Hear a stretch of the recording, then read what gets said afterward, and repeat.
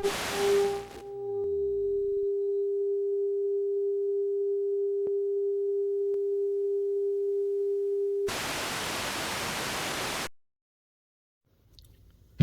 guys, today I just got this in the mail. Just a quick video here.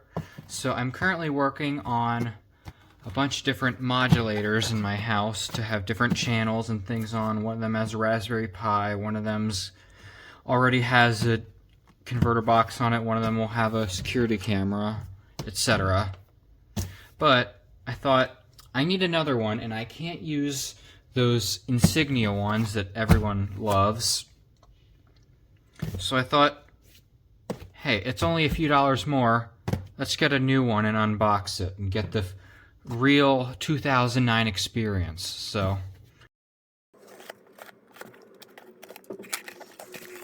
So first off, we got coax cable here. What is this? RG6. That's surprising. The remote, of course. Quick start guide with the composite cable inside it here, and some batteries. Dang it, they're not puck cells. Anyway, and then finally, the converter box itself. Let me lift this up, zoom out a little bit. Okay, it's just taped on to the back here. So just a backstory with these. During the digital transition in the US in 2009, in order to aid with older TVs that couldn't receive digital programming, because it was only, I think, March 2007 that the FCC mandated that TVs had digital tuners. So in 2009, if you had an analog TV, you had to either get cable or get a converter box. So, as the box said on the front here, this can use the $40 coupon that they were giving away, and you can see a little picture of the coupon there, as well as all over the box.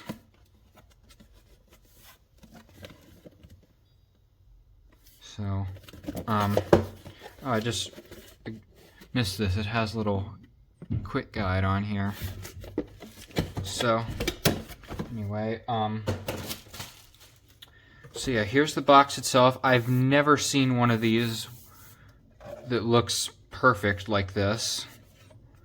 So, we'll do the satisfying peel.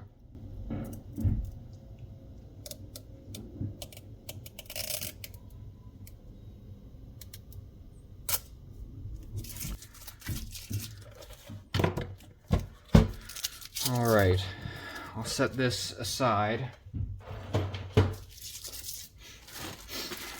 Take a look at the documentation. You got two Ken doll batteries. Just heavy duty, not alkaline. Pretty cheap, generic, you know, composite cable. It's what you always get. Okay, we got, looks like a duplicate of what we saw on the box. A little fold-out thing here with English and Spanish. Pretty simple. And then we got some more packing material here with some symbols on it. Just going to talk about antennas and what the different lights on it does, and it's going to talk about, does actually talk about surround sound. So this thing can output Dolby. It's going to give you an information on the channel setup and stuff, and yeah, what to do. And anyway, a reminder that the people who are buying this were probably not super tech savvy as well. Actually, I can zoom back in as well. people who are buying this are probably not super tech savvy because, again, a lot of the people who were stuck getting these converter boxes at the last minute were older people or people who had less income and therefore have less exposure to technology and stuff, especially in 2009. So it's very important for these to be very thorough. And as you probably know, during the shut-off, we had nightlight video playing a lot on. I think it was required that one station in every market had nightlight. So anyway, we'll try these batteries out. Let's see here. Do these work? What voltage do we got on these? Huh. Still good. Yeah. Those are fully charged. Not fully charged, but they still have their charge. So, throw that in. You see the...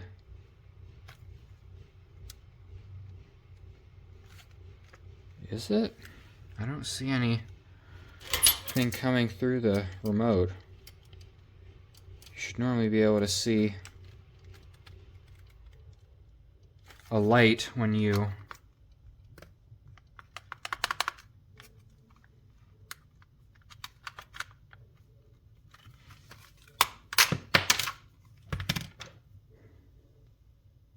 oh, this one feels hollow as heck. Like, I'm literally crushing it. Okay, I'm gonna get different batteries. Alright, BJ's batteries acquired. Now it's working.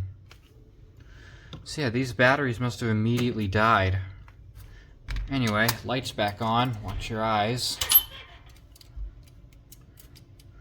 So, I'm going to leave this be because I have my own cables here. And I will be hooking it up to this TV here and one of these two antennas that I've built. So, one moment.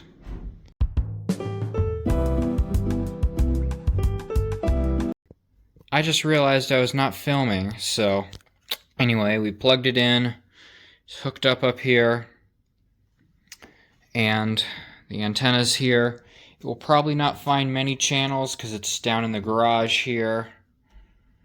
So, and there's nothing above channel 36 anymore, so I'll hit stop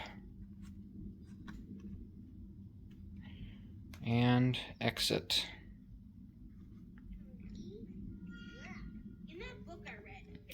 And there we go.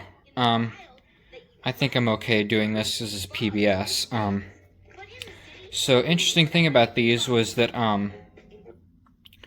assuming you had something to switch the TV on and off, you could use the converter box as your volume control. So, if I turn it on here, you can see we have volume down and up here.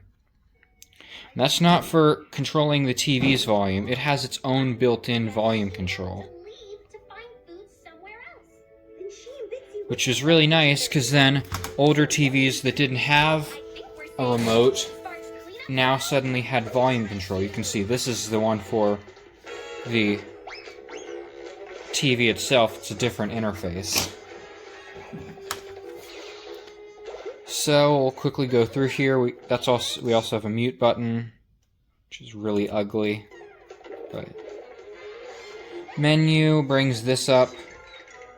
Simple guide, I believe. Okay, it just shows the channel list here. Full guide.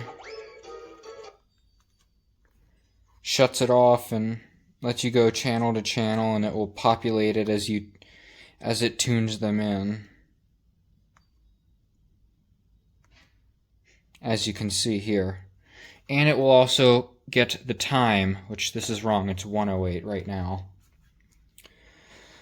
It will get the time from the channel as well. So, reminder list. This, I think, actually let you set reminders when a program went on. Anyway, auto and manual scan.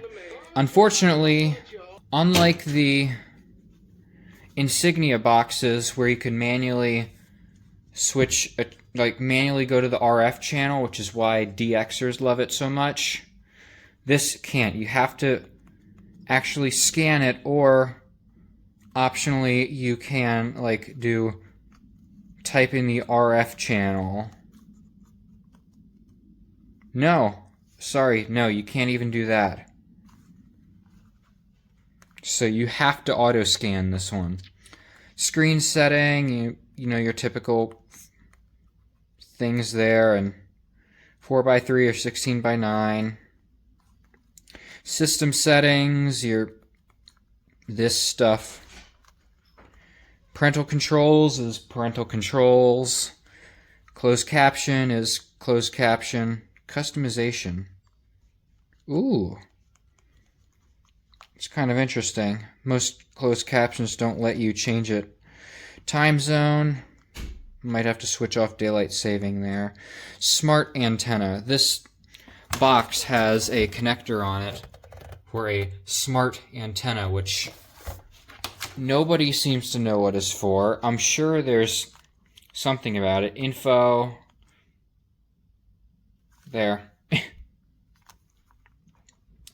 In fact, how about we take a look in the manual for that? Yeah, I don't even see anything about a smart antenna in here. Was that proprietary? Did someone make something for it? I don't know. Anyway, let's go upstairs and set it up. Okay, it's down here now by my receiver. You can say just unplugged my insignia box and I've hooked it up to the TV here just to run a channel scan before I install this into the thing here. So now we can really see what we can expect from a proper antenna with this box here.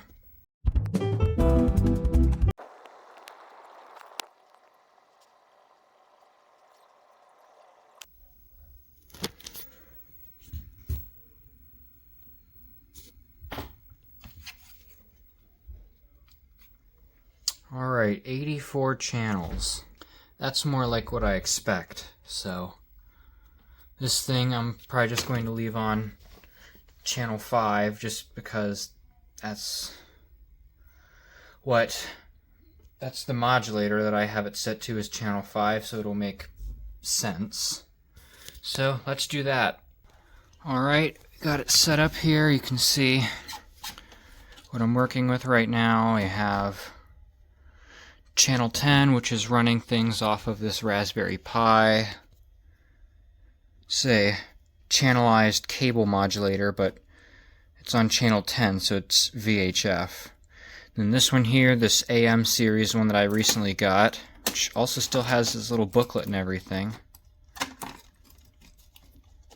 I have it set to channel 5 because it's low VHF and it's not channel 3 or 4, and I believe there is actually something on channel 2 around here, so plus it's harder to modulate on a lower channel. Anyway, the box here, I'll turn it on. Because it's going to be picking up the strongest channel around here, I'm going to just try this little piece of wire here, basically the equivalent of a paper clip.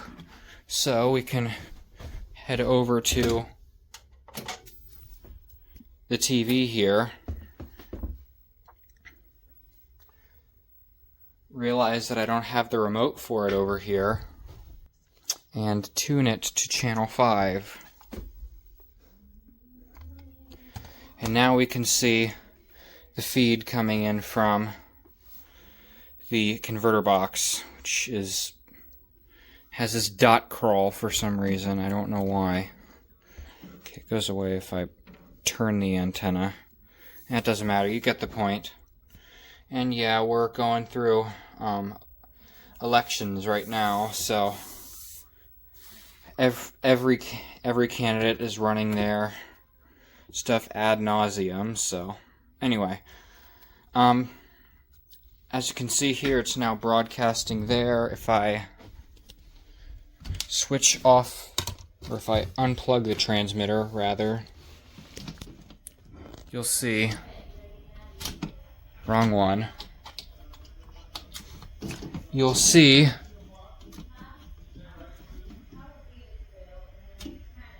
it completely goes off the air. If I, there. Then I plug it back in, comes right back in. So that's how that's running. I have the two antennas here. I'll eventually do a video on this, but yeah. Now we have TV.